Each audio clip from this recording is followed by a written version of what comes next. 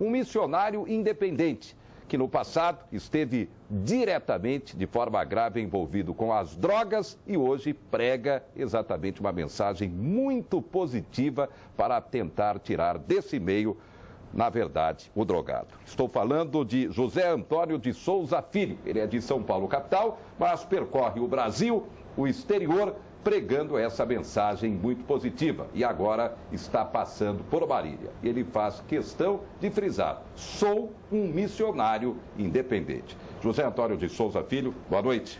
Boa noite, é um prazer estar aqui no programa. Estamos prontos a responder as perguntas que me forem formuladas. E por que esse termo, missionário independente? Olha, missionário independente é porque eu não quero ser vinculado a uma denominação religiosa ou evangélica, apesar de me dar bem com todos os segmentos religiosos. Amo toda a comunidade católica, ou espírita, ou evangélica, ou seja, não quero fazer discriminação de nenhuma religião. Porque o meu propósito é apresentar Cristo como tema central e como fonte de vida para a sociedade. Bem, como tudo começou, o seu envolvimento com as drogas, com que idade, a saída desse mundo e agora esse compromisso muito importante perante a sociedade do Brasil e do exterior. A mensagem para a prevenção e também para tirar desse mundo quem se envolveu de forma grave. Falando sobre tudo isso. Ok, a minha juventude, adolescência, foi uma adolescência sem nenhuma estrutura familiar, social. Eu era uma pessoa que vivia num bairro onde havia muitas drogas. Isso em São Paulo? Isso em São Paulo, um bairro chamado Vila Prudente. E nos anos 70 explodiu aquele movimento dos hippies, né? Dos Beatles, Rolling Stones, muitas bandas de rock da época. E eu era um dos jovens que queria me envolver para provar realmente qual era a sensação que a juventude sentia na época. Então eu entrei para experimentar. E nesta de experimentar, eu fiquei realmente envolvido durante 7 anos. Tive uma crise violenta na minha vida. Fiquei internado no Hospital de Desequilibrado Mentais, Hospital Pinel, lá na cidade do Rio de Janeiro.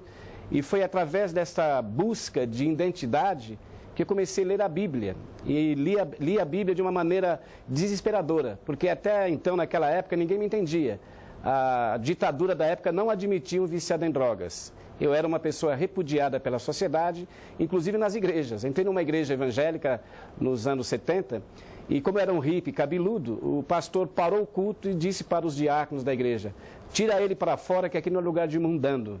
Então eu fui expulso da igreja na época, porque nem as religiões ou os evangélicos da época admitiam um drogado cultuando a Deus. Só cortando um pouquinho, você é exatamente o de jaqueta jeans nesta foto tirada em 1974, não, José? Exatamente, eu era esse cabelo Black Power, né? E aquele rapaz no meio é um amigo meu que hoje também tornou-se um cristão. Aquele senhor é tio dele que sugeriu para que nós tirássemos essa foto. Acho que ele já estava prevendo que haveria uma mudança em nossas vidas, né? Então isso é um testemunho real.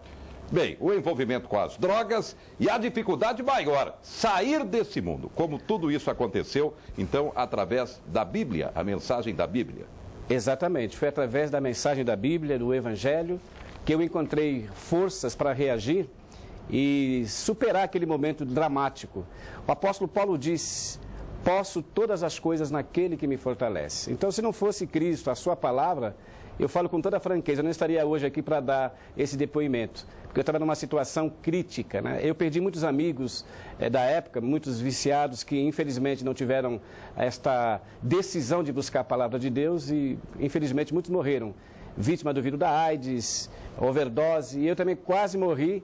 E só não morri porque Jesus me deu uma oportunidade. Eu aproveitei essa oportunidade e hoje eu quero me tornar um seguidor não de uma religião, mas da sua palavra. Hoje o senhor está com quantos anos? 57 anos de idade. E esse trabalho de passar essa mensagem positiva de prevenção às drogas, de tentar tirar desse mundo os drogados, começou há quanto tempo?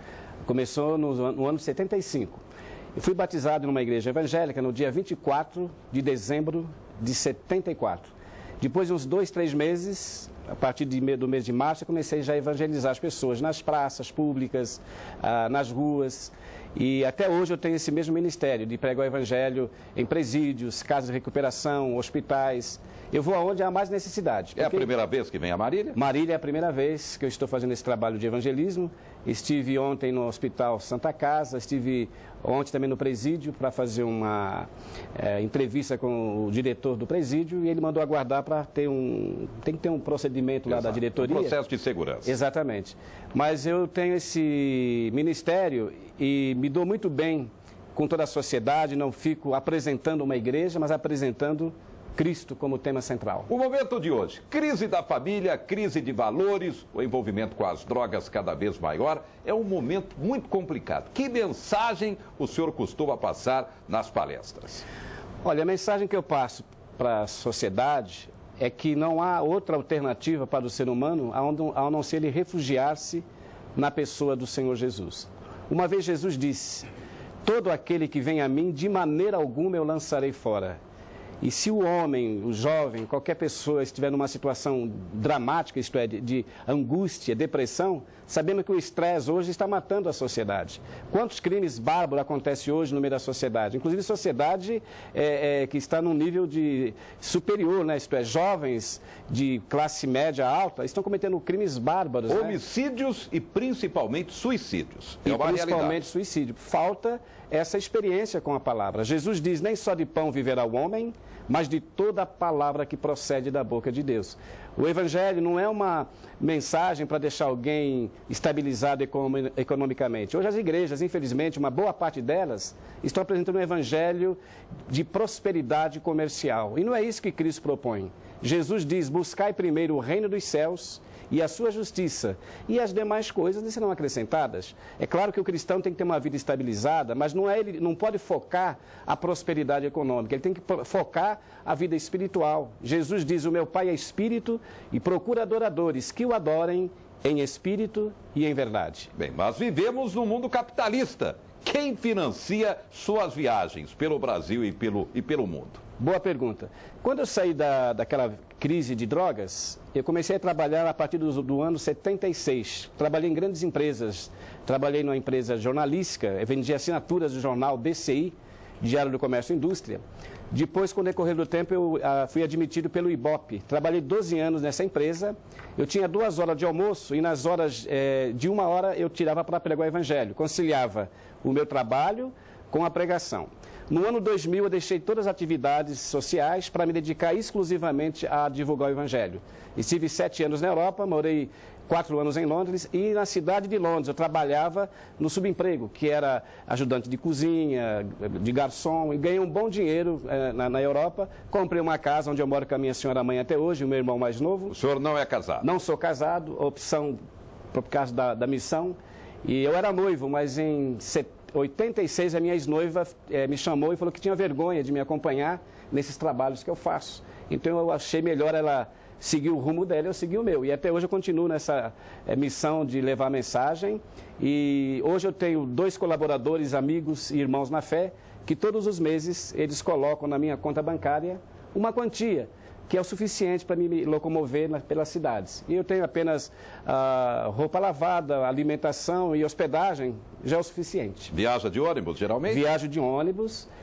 Quando eu estive na Argentina e no Uruguai, eu fui de avião, porque eu ganhei essa passagem de uma irmã, que é gerente de uma empresa de turismo, e ela me deu esta passagem como colaborar com o meu ministério. Daqui de Marília, o senhor vai para onde? Vou para Presidente Prudente, onde eu tenho 2 igrejas para fazer uma palestra, né?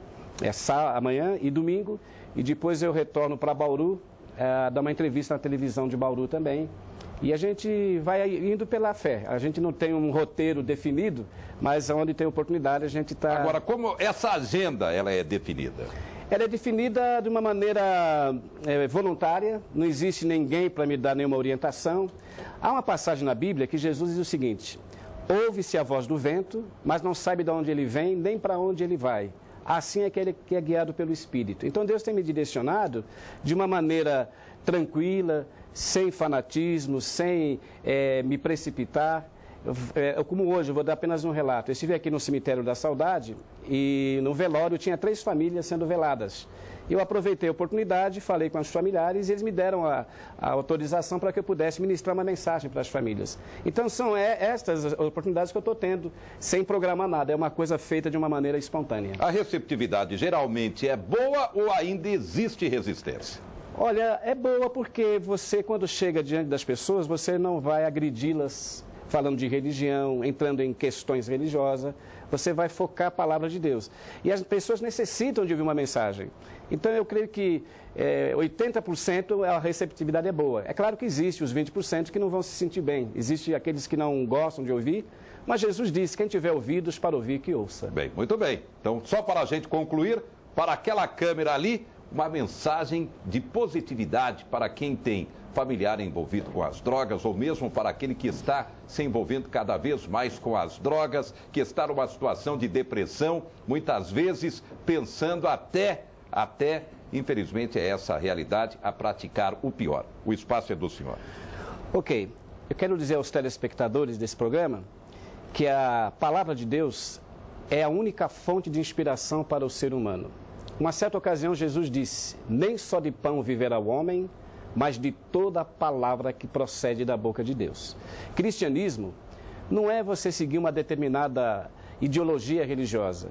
Cristianismo é estar inserido na palavra do Mestre. Jesus disse em São João capítulo 8, verso 30, se vós permanecerdes na minha palavra, verdadeiramente sereis meus discípulos, e conhecereis a verdade, e a verdade vos libertará. Então, o que eu sugiro, principalmente ao jovem que está envolvido com drogas, nas baladas da noite, nas festas raves, onde rola de tudo, que você não entre nessa. Porque viver sem drogas é possível. Agora, viver sem Cristo é impossível. Vocês lembram, vocês que são jovens, e a maioria da sociedade que lê jornais, há uns 10 anos atrás, um grande roqueiro chamado Kurt Cobain, da banda Nirvana, ele tinha tudo aos seus pés. Era um grande roqueiro, ele explodiu como a maior banda dos anos 90. Mas, infelizmente, no ano de 94, Kurt Cobain pegou uma Winchester, apontou para os miolos da sua cabeça, se suicidando. Por isso que diz a Bíblia, quem não tem o Filho de Deus não tem a vida. E para concluir, Jesus disse, do que aproveita um homem ganhar o mundo inteiro e perder a sua alma? O ex-Beatle John Lennon também chegou a declarar nos anos 80 que ele era muito mais famoso do que Jesus Cristo, ironizando a pessoa de Cristo. Mas quando o ex-Beatle foi assassinado e tombou em Manhattan, em Nova York, no dia seguinte, os jornais publicavam em letras grandes, o sonho acabou. John Lennon foi um sonho, mas a Bíblia diz que Jesus Cristo é o mesmo ontem, hoje e eternamente. Então não há nada para que o homem possa fazer, a não ser fazer uma experiência com a palavra, com a verdade. Porque o próprio jogador Kaká, melhor jogador do mundo segundo a FIFA, riquíssimo, uma celebridade do esporte mundial, e ele crê no Evangelho. Então você vê o potencial que tem essa palavra. E não é só o Kaká que crê. Vários jogadores, como o Lúcio, que joga lá no Barcelona, o José Roberto, que joga no Bayern de Munique, são todos homens bem estruturados, famosos, mas eles encontraram em Cristo razão para viver. E você pode encontrar também. Que Deus abençoe a todos os telespectadores desse programa e que essas palavras possam trazer efeito e alento para cada um. Muito obrigado ao missionário independente José Antônio de Souza Filho, que está passando por Marília pela primeira vez com essa mensagem muito positiva, alertando sobre o perigo das drogas e levando um